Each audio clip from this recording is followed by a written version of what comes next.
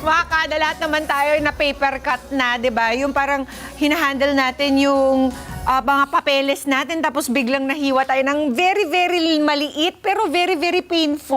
Oo, very painful. Nangyayari din yan sa mga brown envelope, mga ganyan. Kahit hindi mo napansin na ikaw ay nasugatan na, maya-maya, pag hinugasan mo na yung kamay mo, bigla na lang hahapde. Correct. Diba? Oo, lalo pag ngayon na naging uso sa atin, di ba, yung alcohol all the time. Woo!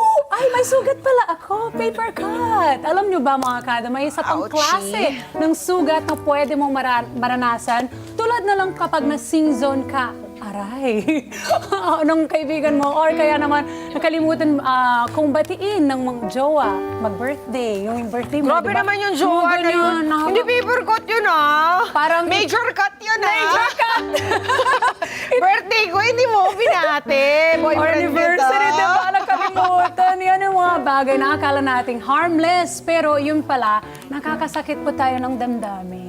Ang tawag po dyan ay social paper cut na nagdudulot pala ng emotional na hapde at sakit sa ating kapwa. Para lubusan po nating maunawaan ng social paper cut, makakasama po natin muli ang favorite nating life coach na si Coach Anton Reyes. Good morning, Coach! Good morning, Coach! Good morning, Sa Rihanna. Kansas, And umaga.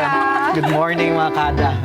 Nakakatuwa na nalalagyan na ng mga titulo at mga label, yung mga dati na nating nararanasan. I suppose labeling it, Coach Anton, what does it do when we're able to label something, di ba? Well, may positive aspect yun. Kasi at least ngayon, parang sa diagnosis, you know what's happening. Yeah. And you know na it's not healthy for you. Ang mahirap lang din minsan, pag parang lahat ng bagay ililabel mo, mas mapapansin mo siya. Correct! Diba? So Because, yun yung downside niya, mas tama. mapapansin mo. Especially if we keep labeling negative things, naku, mas mapapansin mo nga lang siya. So we have to be very careful lang when we nga. label things. Oo. So, katulad nito, I suppose people started, when did they start calling all these small hurts that we experience every day, social paper cuts? Sino ba nag-invento niya? Well, medyo bago lang siya. Hindi pa nga siya ganun ka-wide eh. Even if you search it online, Okay. very few people talk True yan. about the Oh, yeah. term And you heard it here yeah, first. social paper cuts. And to be honest, even with me when I start, like, I know yung issue na ito. Pero yung term na social paper cuts, parang sabi ko, ano ba itong social paper cut nung first ko na ano? Okay, ito pala yun. Okay, it's matagal na tong issue. Correct. Pero yung term is fairly new. No, sa ganun. Pero it means nga no, the minor or small insignificant offenses na nagagawa natin minsan. Minor for us, pero yung pala, pag nagpa-pile up siya, it Nag-a-add can up. cause big problems na sa In the Can be relationship. hapde. Diba? Kasi parang, kasama ba dito, so, Coach Anton, is this like the small irritants every day? Siyempre, kapag may partner ka, hindi naman perfecto yung relationship. Meron talaga mga pagkakataon na naiirita kayo sa isa't isa. Kasama ba yun? Yes, as in as small as, kunwari, may mga tao na pagdating sa toothpaste, di ba? Favorite kong example yung toothpaste na yan eh. Kasi may mga tao na medyo OC about it. Ay, Yung totoo talagang yun. Kailangan- gusto nila galing sa ilalim pinipisil yung toothpaste, Sinisimot. pino-fold pa nila yan, di ba? Tapos may iba naman na basta pagdampot nila kung saan na nila Press na lang mahawakan, nila. press na lang nila. So maliit na bagay. Pero over time, pag hindi siya na-address, parang nade-drain yung emotional energy mo sa relationship Ganun. because of it. Napakaliit lang, di ba? Minor offense. Yes. Pero again, sa mga kada, no, pag hindi mo ito na-address, made-drain niya yung emotional connection ninyo. Lalo na pag talagang ito ay it makes a big difference to them. Para bang pinapalaki nila. 'Di ba? Ikaw, anyway, share Yeah, kayo. share kayo, not natin. Ano yung maliit na iritang-irita kang nangyayari? Oh, Whether by let's- your partner or somebody else? Ako kasi, very sensitive ako na tao, very empath. So I care about how you feel, how Coach Anton feel, how they feel. So parang pag may something na confrontational na nangyayari, sa harap ko, parang gusto ko lang isalba yung sitwasyon para hindi, and then siguro Mag-escalate? slowly. Oo, para hindi mag-escalate. And then, puntahan natin sa positive na side, which is sometimes, yung tao na nagko-cause nun, hindi makikita. Kasi syempre, para sa kanila, that's a problem for them. Another one, I will give as an example. Yung sinabi mo sa, yung mga Dapat normal something lang. petty. Something petty Diba, like this. no, Like, Coach Anton? ito, like, kami ng partner ko. So, if magkasama kami sa isang biyahe, syempre, hindi mo maiwasan, makikita mo kung ano yung mga ways niya pagdating sa pag-shower or kung saan matutulog, mga ganyan. So, yung towel, very specific. Alam ni Tommy yan. Sana hindi siya nanonood ngayon kasi gising yun. Alam niya yun. Sorry ito, i-open up ko. He's very used to like folding his towel, like in a hotel. Pero ako, parang, kung basa pa yun, buksan mo para mahangin. Yeah. Tapos, okay, naging malaking paper cut sa amin yun. Although I don't care, honestly, but I was just saying, ano bang logic mo dito? Bakit mo, para maayos, sabi ko, hindi nga kasi madadry eh. Magiging parang amoy aso. Yung ganon, ayoko ng ganon. Yung parang hindi tuyo. Tapos sabi niya, as the time goes by, now sabi niya, na-notice mo na? Hindi na ako nagpo-fold ng towel. Tapos in my mind, parang dapat lang. Pero effort niya yun. Yeah, So gets effort mo. talaga yan. So inayos niya yung sugat ko na yan. Yung Very mere small. fact na halimbawa, di ba, like boys, men and women. Yeah. Married men and women. Correct. Di ba? Parang yung issue ng toilet seat. Ayun, isa pa. Laging Kung yun, inaangat o hindi. ano yan. Kaya Correct. taas ba? Kasi lalo na pag medyo inaantok-antok ka pa, pupungas-pungas ka. Tapos pag upo mo, Oh, to make no. wee-wee, sorry, pasintabi, hindi pala binaba yung toilet seat. Ang lamig! Or may something. Yun. Droplets. No. Hindi nila kasi binababa Taas lang, para mami. sa mga ibang Yeah. na gumagamit. So, Coach Anton, ano ba yung tamang response? It's a small annoyance na dapat palampasin ba natin or dapat talagang also kasi parang it's small, dapat palampasin mo na lang or it's small but hindi mo magawa. Yun nga. Diba? Kaya, So, kaya double yung standard. solution niya is both ways. Parang kung ikaw yung gumagawa at maliit na bagay lang din naman, then put an effort into fixing it. Meaning kung konting adjustment, isang segundo, most of these things, 1 second Yes. to change it. Yes. Diba? Pero at the same time, manage din ninyo yung expectation. Kung ikaw yung may ina-expect na magbago yung isa, if habit na niya yan for a long time, Yes. it will take them a while. Tama. No, medyo matatagal Totoo na yan yun. bago nila mabago. Maliit man na bagay yan. To Pero, you, diba, habits kasi yun eh. Oo, tama. And then, if you're the one naman na na-offend, maganda rin mag-practice talaga na overlooking minor offenses. If you want peace in any relationship, family relationships, maganda yun. work Ay, relationship, husband and wife, mag-boyfriend, girlfriend, learn to overlook minor offenses. I'm taking notes. Overlook minor offenses. Like if it's something na alam mo, maliit na bagay lang naman, hindi na dapat niya kainin yung buong araw mo. 'Di ba? I was talking about Natatawa this. yung mga mommies natin. Mag-share po kayo. Raise your hand lang po kung later meron pa kayong share. Kasi itanong. yesterday, kausap ko yung youngest daughter ko. May nangyari kasi sa isang party. No? And I was explaining to her, something that I learned lang din, na you have 1,440 minutes in a day. Lahat tayo. 'Di ba? And natutunan ko lang to from an online video. Pag ninakaw yung 1 minute doon, 'di ba? Sasayangin, ibabasura mo na lang ba yung the rest? 'Di ba? Hindi. Tama. No, sayang eh. It's like money. May 1,440 pesos ka. May nagnakaw ng 1 peso doon. Itatapon mo na lang ba yung 1,440? Hindi, 'di ba? So I told her na True. if it's a minor offense, wag mo na sayangin yung the rest of the 1,000, ano ba? Oo, 439 Correct. minutes para dyan kasi sayang. Tama. True. Diba? If you can set it aside, but when you set it aside, siguraduhin mo din you deal with it. Na pag tinabi mo siya, walang daladalang hinanakit. And hindi feeling mo na nagsasacrifice ka. Ay, meron akong Kasi hindi ganyan. maganda yun, magbibilang meron ka eh. ako, pwede i-share. Kahapon lang, actually. Pero ayan, ako yung immature sa sitwasyon. Sinadya ko yan. Gusto ko lang mainis kahapon. Kasi ganito, nagsishare kasi kami ng mga equipments pagdating sa recording ng music, kami ni Jowa. Kasi he's a musician, right? So ngayon, parang gusto ko gamitin kasi gusto ko mag-cover ng mga Sabrina Carpenter na songs para sa mga shows. So okay, sabi ko, gamitin ko yung recording Sabi niya, tapos ano yan, mga 1 p.m. Sabi niya, siguro 5 p.m. kasi meron akong session. Sabi ko, wag na lang. Kasi nga, parang malilimit yung time ko eh. So ayoko nang ganun. Yung parang maisip mo na merong hangganan. Ayoko nang ganun. Gusto ko yung nandun lang siya hanggang gusto ko maglaro dyan sa recording. So sinet up niya and all. Tapos umupo ako, tapos umakyat si lolo mo, ganyan.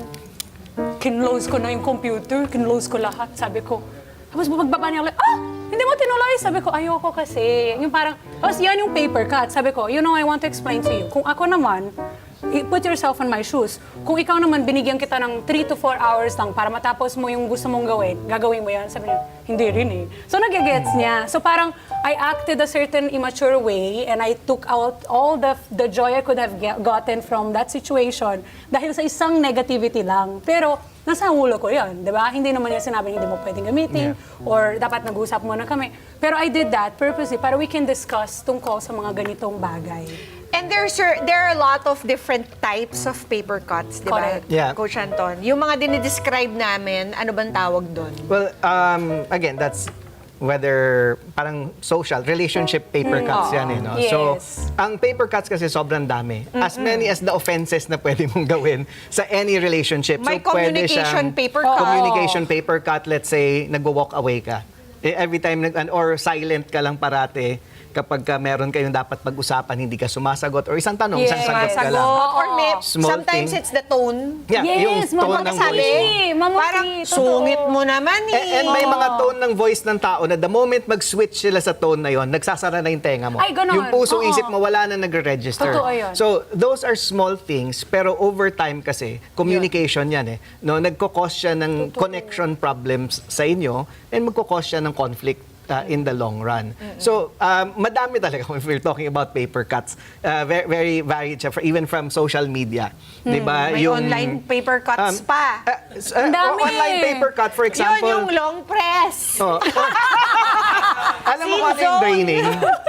Aside from the scene zone, yung simple lang na yung mga friends mo are posting, ngayon, politics ang malapit na Medj, election, oo, di ba? correct. So dahil lang sa nagpo-post yung friend mo about a certain politician that you don't like, correct. sa'yo, irritation na yon. So social paper cut yun. Unti-unti rin sumasama yung loob mo dun sa kaibigan mo na kung titingnan mo, it's something that shouldn't bother you.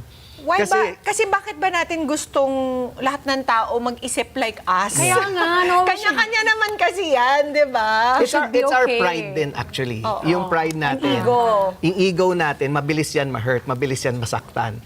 So we have to humble ourselves din. And if you can't humble yourself, you can't overlook minor offenses. You At will saka always be siguro- offended. And also siguro, Coach, parang we have to stop thinking na taking everything personally. Para Yes. bang, Yeah. ay, pinost niya to dahil alam niya na gusto ko Indirectly yung sa isang akin yan. kandidato. Parang gano'n.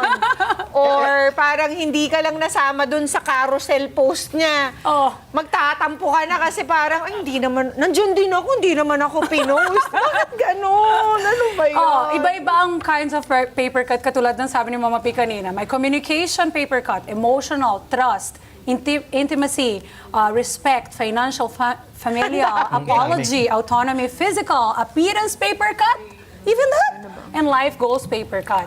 Mama P, ano yung social paper cut mo? Ano ba yung social paper cut? Hindi ko alam. Meron ka? Yung hindi ka na-invite, ganun ba Yung yun? ganon? Oh? Or hindi ka pinansin, ganun ba Oh. yun? Basta the major point is, it's a small irritation na hindi mo pinalampas and nagpatong-patong na and in the end, created something big. Something bigger that was So that's supposed why to it's be. important sa atin. May kasabihan na wag mo hayaan matambak yung labahan. Tama. Di ba? O yung hugasan. Meaning, if it's a small thing, think of clutter sa bahay, di ba? Yung clutter, kalat yan eh. Correct. And dapat, if you don't fix it now, maiipon yan. And once na maipon yan, ma-overwhelm ka. Totoo. Kasi parang ano nang gagawin ko dito? And tandaan natin, small things drain us. Correct. So kahit maliit man yan, dinidrain ka niya. Kung 100 na yan, di ba, na small issues, Eh, di tuyo-tuyo ka na. oo. Kaya yung mga relationships natin minsan, whether sa family, friends, or ano, magugulat ka, nauubos na yung pasensya mo. Ay, totoo. Yung patience mo sa kanila, zero na. Ang bilis mo na magalit, ang bilis mo mairita, ang bilis mo mainis. It's because your emotional energy is zero. Because of maybe masyado ng madaming paper cuts dyan or clutter sa relationship ninyo that's as a draining you. like parang as an individual, paano mo paano mo mababawasan yung labada? Coach, para hindi ka matambakan. Kasi na-experience ko yan, parang small irritations nga. yung umpisa pwede mo pang palampasin, pero towards the end, medyo para ka ng Taal Volcano na gustong sumabog. Well, one is forgiveness talaga. Kailangan in life, every single day, may baon ka na forgiveness. Baon ng Okay. forgiveness. Pray. Like, isipin nyo lang ngayon, may I-shadow baon ka natin bang yan. forgiveness today? Di ba? Shout on the forgiveness. You have to, kahit saan ka pumunta, trabaho, magdala ka na ng forgiveness kasi may chance na somebody will offend you or will hurt you. Pag uwi mo sa bahay, magbaon ka rin ng forgiveness. Mas damihan mo na. Kasi, di ba? Kasi doon madalas tayo nasasaktan. So, sagana ka dapat sa forgiveness. But at the same time, kailangan nagiging resilient din tayo to offense. Meaning, it's a decision kasi to be offended. You can actually choose Tama. not to be offended. Yes, correct. So, pwede ka rin mag-decide sa buhay mo na alam mo, paulit-ulit niya itong ginagawa and na-bring up ko na ito, napag-usapan na namin, wala naman siyang binabago. So, anong gagawin mo next? Diba? Ikaw na yung mag-adjust. Ako na yung nabago. Oo. Katulad ng asawa ko ayaw magpatay ng kuryente. Everywhere. ganun din. Siya nagbubukas lahat, ako nagpapatay lahat. Sabi ko kanina. Roll mo na ngayon yun. You're not alone. Ikaw naman nagbabayad ng kuryente. Bahala ka na sa buhay mo. Diba? And you have to decide talaga at that point na I just choose not to be offended by this anymore. Kasi it's not healthy na for you. Ikaw yun na walang peace. Siya tuloy-tuloy lang siya. Correct. Wapakel sila. Wala lang sila. Kasi for they them, just go tandaan on. nyo, if you're the one doing the paper cut sometimes, ikaw yung nakakasakit. Minor sa'yo yun eh. And Totoo yan. since minor siya sa'yo, and bihira nga siya na pag-uusapan, no, para sa'yo, parang wala kang ginagawang mali. Kaya mas lalo naiirita yung isa. So that's why it's important na yung ginagawa mo. Bring it up. Pero sometimes, kahit na-bring up mo na, wala namang pagbabago na nangyayari, then you have to adjust your expectations. At saka worth it ba to keep bringing it up every time it Hindi rin. happens, Coach? Hindi rin, yeah. Kasi parang titimbangin mo rin eh. Ano ba? Gusto mo ba ng away today? Or palagpasin Is natin this to. issue about turning off the kuryente worth it? Next to your relationship with your husband? Hindi na. Yeah. What's worth here, di ba? Parang Bahala ka na ganun magbayad dating. ng kuryente. kaya malinaw din sa atin dapat yung ano ba yung consider natin na minor issue, ano ba yung major Yes. issue, ano ba yung Yes. negotiable, non-negotiable for us. Para alam natin kung saan tayo nagdodraw ng line. Hindi naman sa tinatapak-tapakan na tayo ng lahat ng tao and we just keep, alam mo yun, forgiveness with boundaries parati yung tinuturo ko. No? You forgive but you set boundaries para lang hindi maulit. Pero again, we have no control over other people sa buhay natin. Totoo No? yun. We can request change sa kanila, pero pag hindi pa sila ready to change, wala ka rin magawa. So instead na mainis, you have to be to deal with your maturity rin and choose Yes. not to be offended. And don't take, sabi mo kanina, wag mo i-take Personally. personally lahat ng ginagawa nila. That's a miserable way to live. Taking everything Yeah. personally will make you miserable. Wag na po, 'di ba? Parang at saka malay naman natin baka tayo rin ang nag-inflict ng paper cut sa Yan iba. ang gusto ko itanong sa susunod. Di ba? Kay Kala mo Coach perfecto Anton. ka, hindi Kaya ka perfecto. Hindi lang sila nagsasalita. Paano kapag tayo naman, ang cause ng paper cut na hindi tayo aware? How do we bring that awareness upon ourselves? Well, sa atin kasi dapat constant tayo, nagiging mas mindful tayo sa mga words and ano natin. And for relationships na parati natin kasama, whether sa work, whether at home, it's a good question to ask them always. How can I be a better blank? How can I be a better wife? How can I be a better Co-worker, husband, co-worker sa'yo? Para yung may chance ka to get feedback from them. And nalalaman mo, okay, itong ginagawa ko na ito pala, like, hindi mo napapansin, nagnanag ka na pala. 'Di ba? So, you ask them, parang regular na check-up mo dapat na ginagawa mo. In important relationships sa buhay mo, ask them, how can I be a better blank? Blank. Ay, maganda yun. Mga Kanet 25, this is Pia Guanyo Mago. For more Kada Umaga updates, please click the subscribe button and follow us on Net25 social media pages at Net25 TV and at Net25 Entertainment Facebook page. See you guys. Bye!